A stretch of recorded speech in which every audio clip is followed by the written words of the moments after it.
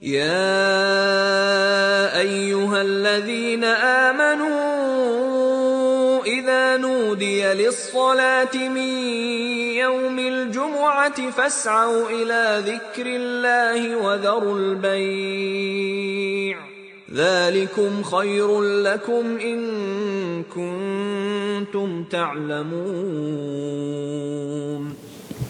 إن الحمد لله نحمده ونستعينه ونستغفره ونعوذ بالله من شرور أنفسنا ومن سيئات أعمالنا من يهده الله فلا مضل له ومن يضلل فلا هادي له أشهد أن لا إله إلا الله وحده لا شريك له وأشهد أن محمدا عبده ورسوله يا أيها الذين آمنوا اتقوا الله حق تقاته ولا تموتن إلا وأنتم مسلمون يا أيها الناس اتقوا ربكم الذي خلقكم من نفس واحدة وخلق منها زوجها وبث منهما رجالا كثيرا ونساء واتقوا الله الذي تساءلون به والأرحام إن الله كان عليكم رقيبا يا أيها الذين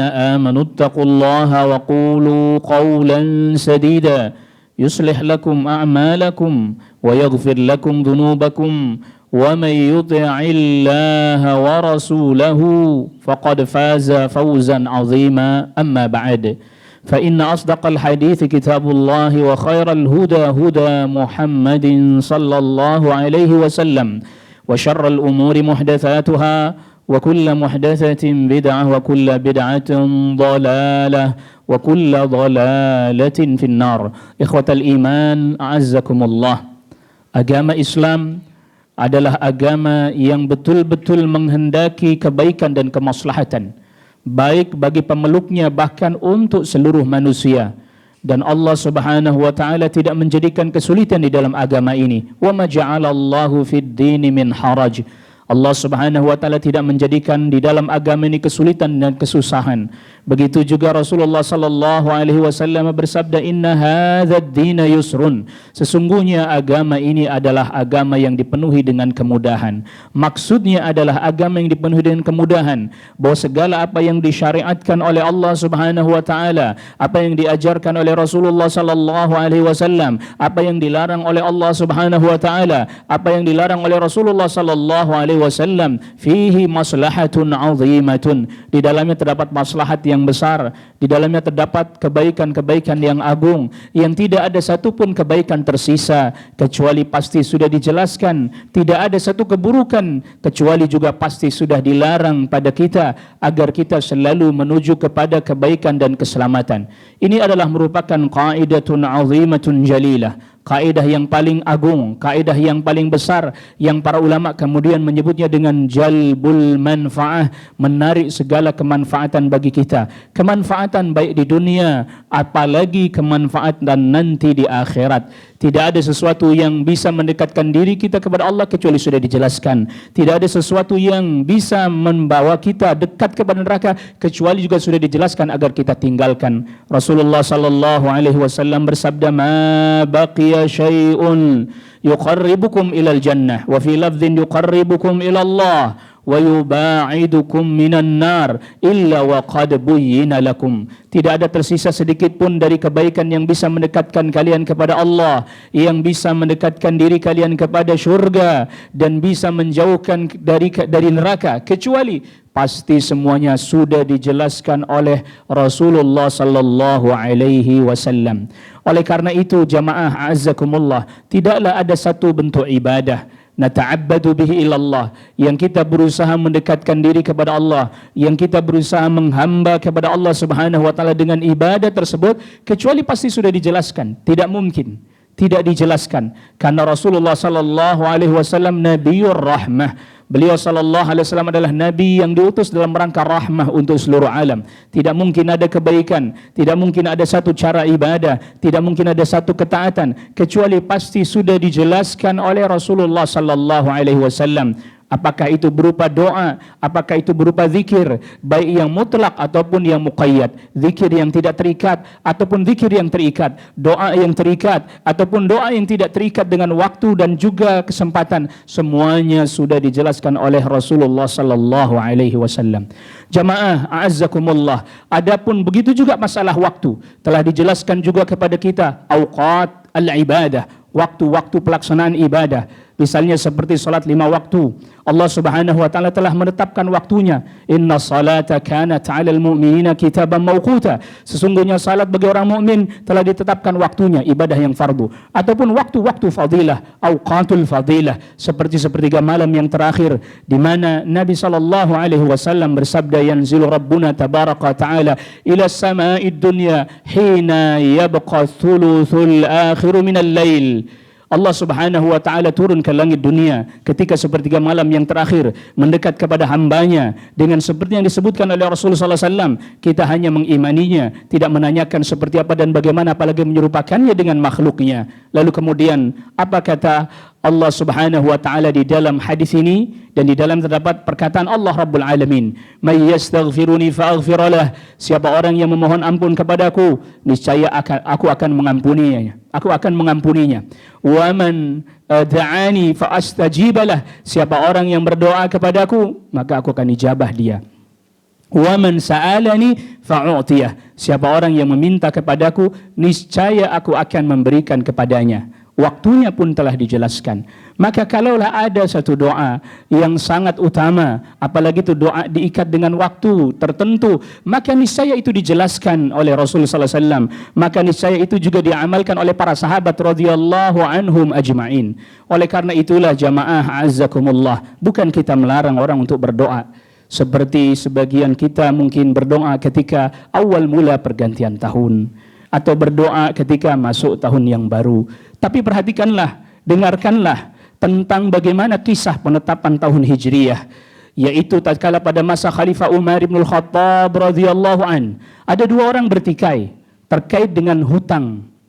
Seseorang yang memberikan piutang menagih kepada orang yang berhutang kepadanya. Lalu kemudian mereka bertikai sehingga kemudian mereka menghadap Khalifah Umar ibn Khattab radhiyallahu an di pengadilan. Didatangkanlah satu bukti, yaitu satu surat. Di dalam surat itu tercatat, tertulis bahwa pembayaran hutang dibayarkan di bulan Muharram. Tapi tidak ada ditulis di situ tahun berapa. Maka kemudian awal mula khalifah menetapkan, berarti wahai engkau orang yang berhutang, engkau wajib membayar hutangmu. Lalu dia berkelit. Dia berkata, wahai khalifah, apakah engkau melihat di sana ada tercatat tahun berapa aku mesti membayar hutang? Tidak ada, hanya tertulis bulan Muharram saja. Maka kemudian Khalifah Umar pun menskors persidangan. Seraya kemudian beliau bermusyawarah dengan sahabat Ali bin Abi Thalib radhiyallahu an. Musyawarahnya sahabat Umar bin Khattab radhiyallahu an dengan sahabat Ali bin Abi Thalib ini dicatat oleh Al-Imam Hakim di dalam kitabnya Al-Mustadrak ala Sahihain. Lalu kemudian Khalifah Umar bertanya, bagaimana ini? Kita mau menetapkan tahun berapa, kita jadikan sebagai patokan tahun untuk menetapkan tahun yang kita gunakan sebagai administrasi. Jadi hubungannya terkait dengan administrasi, bukan terkait dengan ibadah. Ibadah sudah berjalan. Puasa Ramadan sudah berjalan, Idul Fitr sudah berjalan, Idul Adha, Dhul Hijjah sudah berjalan, semuanya ibadah sudah berlaku semuanya. Karena ini terjadi setelah Rasulullah SAW wafat. Jadi hubungannya ada terkait dengan administrasi. Lalu kemudian sahabat Ali bin Abi Thalib radhiyallahu anhu katakan, hitunglah tahunnya dari hijratin Nabi, min hijratin Nabi sallallahu alaihi wasallam min daril kufri ilal Madinah. Catatlah tahunnya, hitunglah tahunnya dari hijrahnya Nabi sallallahu alaihi wasallam ke Madinah, dari negeri kekufuran yaitu Makkah menuju ke Madinah. Maka kemudian ditetapkan pada saat itu. Tapi dihitung mundur dari belakang.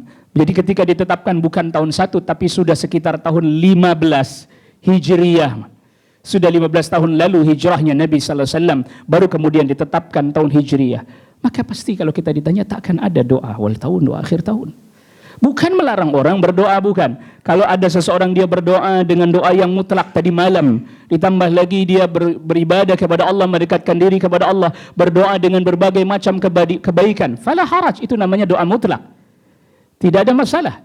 tetapi kemudian mengkhususkan waktu tertentu, lalu kemudian menetapkan tata cara tertentu, lalu kemudian menetapkan lafaz tertentu, maka ini tidak ada datang dari Islam.